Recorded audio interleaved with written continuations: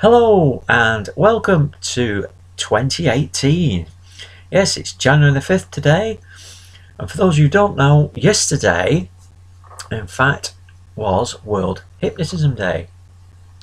World Hypnotism Day has been taking place since 2006 now. It was set up in honour of the late Dr. Jack Gibson, who was a famous Irish surgeon and also a hypnotherapist. Jack Gibson performed hundreds and hundreds of operations using just hypnosis for anaesthesia, and he also treated many other psychosomatic problems. But World Hypnotism Day was set up in his honour and also to help dispel some of the many myths about hypnosis and hypnotherapy, which we have, of course, Hollywood to thank for that, largely, as well as TV and books, etc., which have put many people off enjoying and benefiting from what is truly an incredibly effective therapy. So, without further ado, these are some of the questions that I'm asked, and I'm sure many other hypnotherapists are asked, about hypnosis and hypnotherapy. So I thought I'd just read a few out for you, and I've got my notes here, which are actually from a talk I did on hypnotherapy the other day. The first question is sleep. Now, some people think hypnosis is sleep, and this unfortunately came from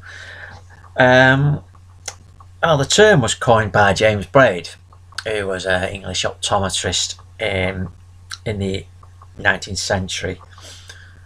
Braid gave it the name hypnosis, named it after the Greek god of sleep, was Hypnos. But he later realised that in fact it wasn't sleep, and he tried to change the name to all things of monoideism, which really means focusing on one thing, which is basically what hypnosis does.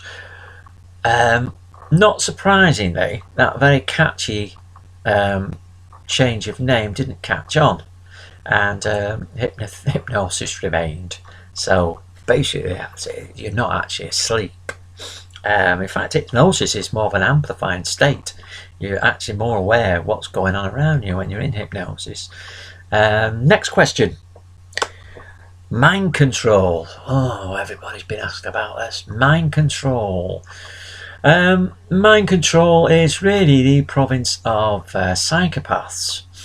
I think 99.99% of hypnotherapists I know are not psychopaths, funnily enough, and are there to actually help people overcome their problems.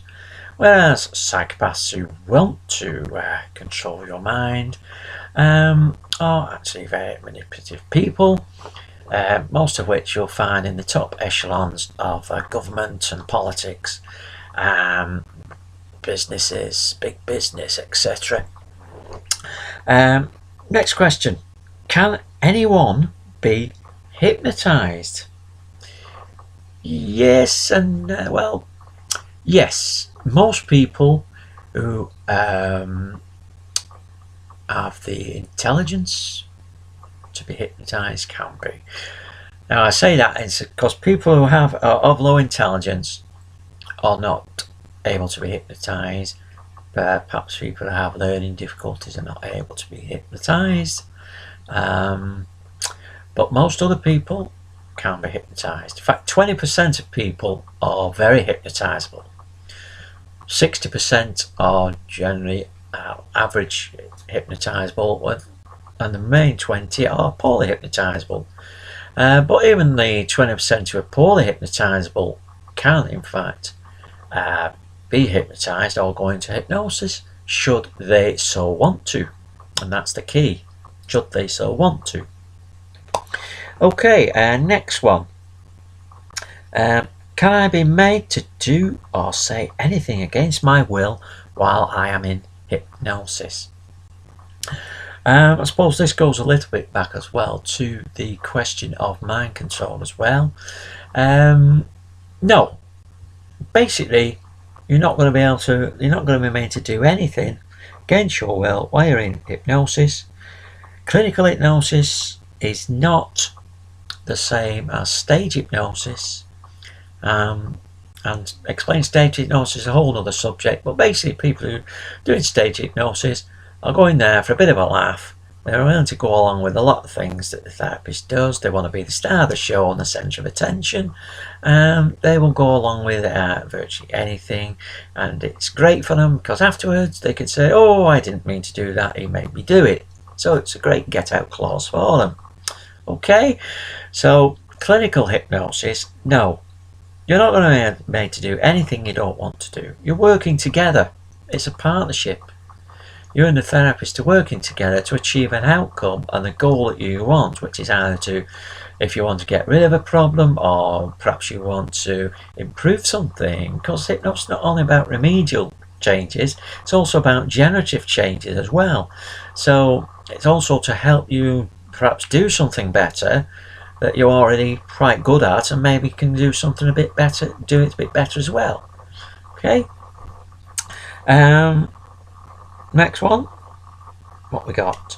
Oh yes, perhaps I should add on to that as well.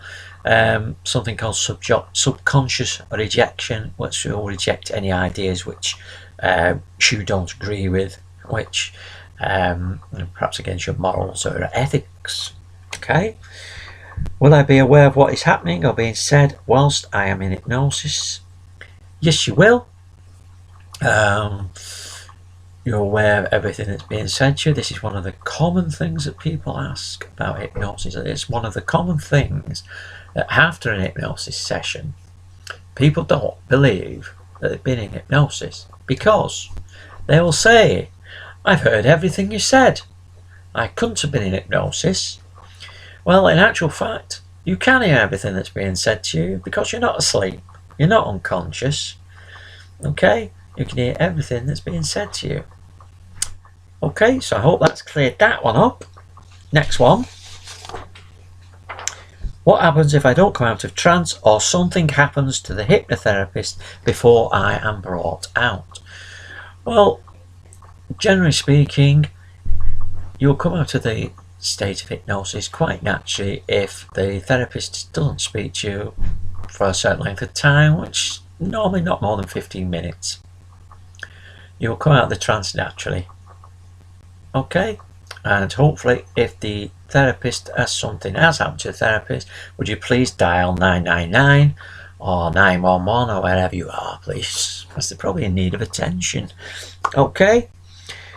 Will I be able to drive afterwards? Yes, you will be able to drive afterwards. You'll still be feeling relaxed, but you should be feeling very alert. In fact, you'll probably drive better than you did before, because you'll be very alert. Okay, your reactions will function normally, maybe even a little bit better. But yes, you will be able to drive. When I'm in hypnosis, am I unconscious?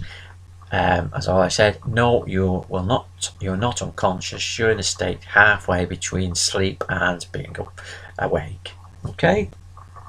I said you will hear everything, which if you're asleep, you don't. Or you're unconscious, you don't hear everything that's said to you. Okay. That's it.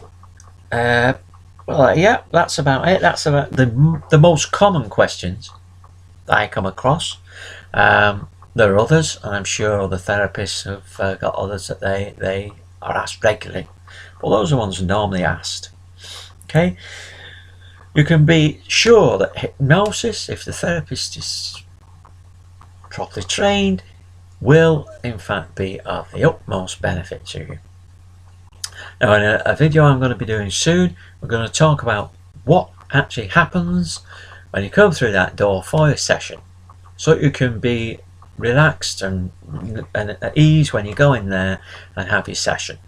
Okay, so that'll be the next video. It'll be coming up sometime in the next few days. Well, for now, I wish you a happy new year once again. Bye for now.